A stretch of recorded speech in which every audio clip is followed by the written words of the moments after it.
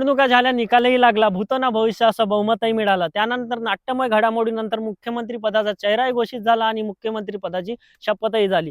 राज्याचे मुख्यमंत्री देवेंद्र फडणवीस यांनी शपथ घेतली. त्यानंतर काल मंत्र्यांना खाते वाटप करण्यात आले. त्यामध्ये आपलं कृषी खाते माणिकराव कोकाटे या व्यक्तीकडे देण्यात आलं. माणिकराव कोकाटे कोण? आपण कधी नाव ऐकलं नाही, मी पण नाव ऐकलं नव्हतं. त्यानंतर मी बघितलं, पूर्ण गुगलवर सर्च केलं, आखिर शेवटी हा आहे कोण माणिकराव कोकाटे ज्यांच्याकडे आपलं कृषी खातं देण्यात आलं.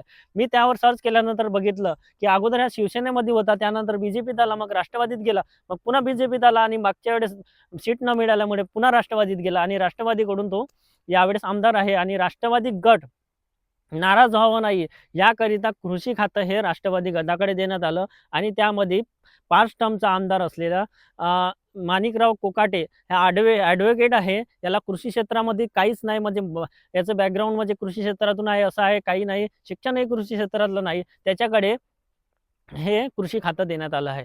माणिकराव कोकाटे हे आता राज्याचे नवे कृषी मंत्री आहे. तर